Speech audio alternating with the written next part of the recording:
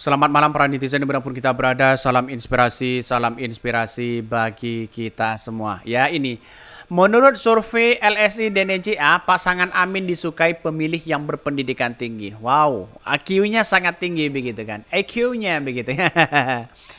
Jadi artinya apa? Artinya di satu sisi benar begitu, di kalangan akademisi, di kalangan orang-orang yang punya potensial dalam pemikiran, itu banyak yang mendukung Anies Caimin begitu kan ya.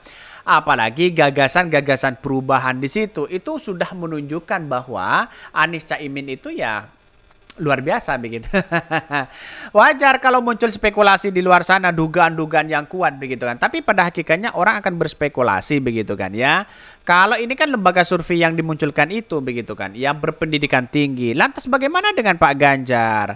Terus kemudian ada Pak Prabowo dipilih dengan karena apa begitu? Pencitraan atau hanya belusukan dan sebagainya begitu kan. Hanya mengandalkan apa begitu kan ya.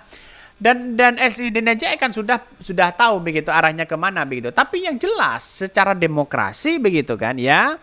Orang berspekulasi apapun iya begitu kan ya, masa iya dari pendukung-pendukung yang lain begitu kan ya tidak sama begitu ya, pasti sama. Tapi menurut saya pribadi ya, karena ini adalah survei yang muncul begitu, pasangan Amin disukai pemilih yang berpendidikan tinggi, ya ini top begitu kan ya, karena memikirkan bangsa dan negara di situ begitu. Kita lihat saja narasi-narasi dari dari komentar-komentar dari netizen, itu banyak sekali pro dan kontra ini. Bahkan ya artinya capres yang lain disukai pemilih tak berpendidikan atau bodoh. Kalian tahu hal ini ya. Kenapa kalian selalu membodohi pemilihan bodoh itu dengan ya survei penipu ya katanya. Kenapa tak sekalian cerdaskan mereka ya, dan sekalian ya pendiri ya, kenapa begitu memuja sosok bodoh ijazah palsu ya, capres bodoh yang disusunya. Mikir dong katanya begitu. Ini banyak sekali kritikan-kritikan dari netizen ya. Karena para pemimpin ya, karena pemilih Amin rata-rata orang yang sadar dan kepentingan negara dan bangsa. Mereka juga korban pengkhianatan PS di 2019. Satu lagi, bagi negara GP ya sama PS, nggak ada bedanya, hanya Amin yang beda begitu, yang menjunjung tinggi perubahan. Terbukti Anies ada rekam jejak di DKI Jakarta katanya begitu ya.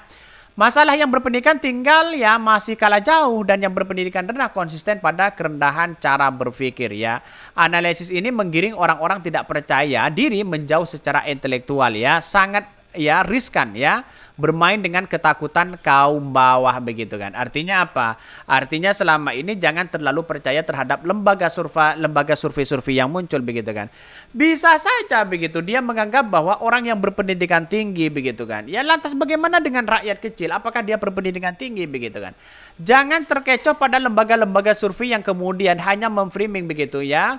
Anies Baswedan hanya disukai orang yang kemudian berpendidikan tinggi. Bisa saja di luar dugaan begitu kan, dampaknya negatif begitu kan ya. Kok bisa begitu? Karena masyarakat kecil, masyarakat rakyat yang di bawah itu kan tidak bahkan hanya tamat SD dan sebagainya begitu kan ya. Untuk tamat dalam pendidikan tinggi begitu kan ya, seperti perguruan tinggi itu kan pendidikan tinggi sebenarnya begitu kan.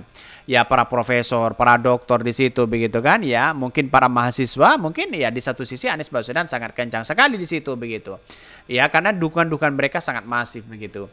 Jadi artinya apa? Artinya selama ini banyak sekali pro dan kontra. Jangan terkecoh pada lembaga-lembaga survei yang muncul begitu kan ya. Bahkan di satu sisi ya emang betul yang pilih Anies Baswedan orang yang paham kalau kondisi bangsa ini sedang sakit kronis. Kita perlu ke dokter, yaitu Pak Anies Baswedan ya.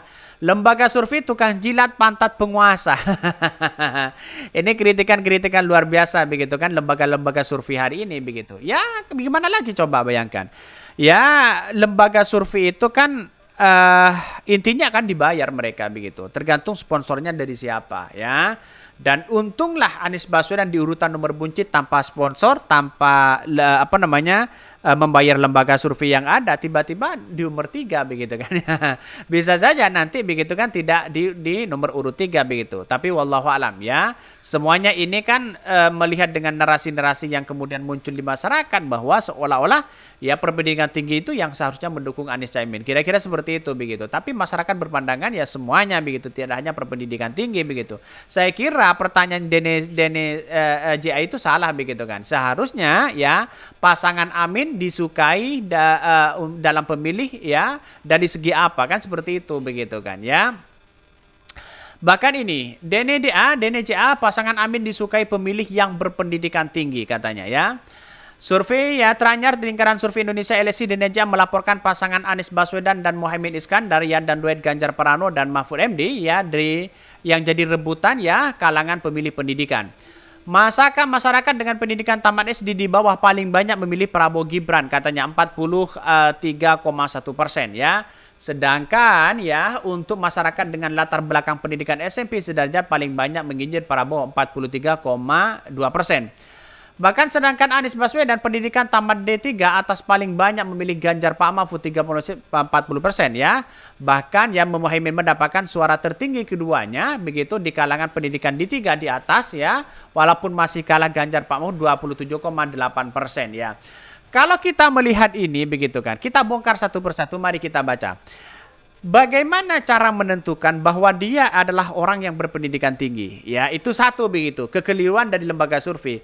Kok bisa menentukan itu adalah orang yang kemudian berpendidikan tinggi? Bagaimana cara surveinya? Apakah dia datang cari mahasiswa? Apakah datang dia dengan perusahaan-perusahaan yang kemudian relawan karyawannya banyak yang punya ijazah begitu kan?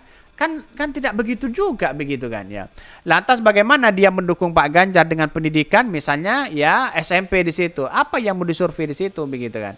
Jelas mereka begitu kalau survei kan terdeteksi bahwa mungkin di kelas atau di sekolah dan sebagainya begitu. Dan pada akhirnya orang-orang seperti ini kan mentah begitu kan ya.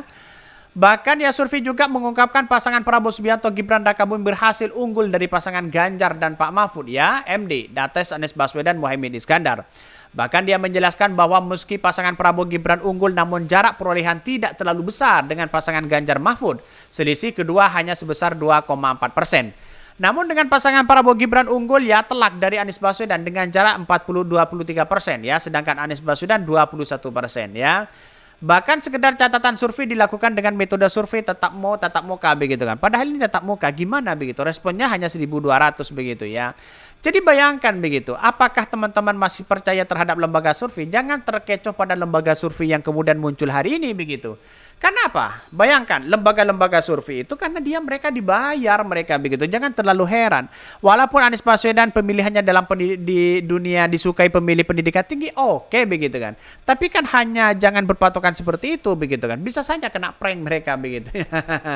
Jadi artinya apa? Artinya selama ini data itu menurut saya pribadi kan masih mentah begitu kan. Dan bahkan ya ini kan Anies Baswedan ya tidak hanya didukung oleh pendidikan bertinggi begitu di masyarakat, para nelayan semuanya, para petani ya, itu juga diminati oleh masyarakat kepada Anies Baswedan begitu ya.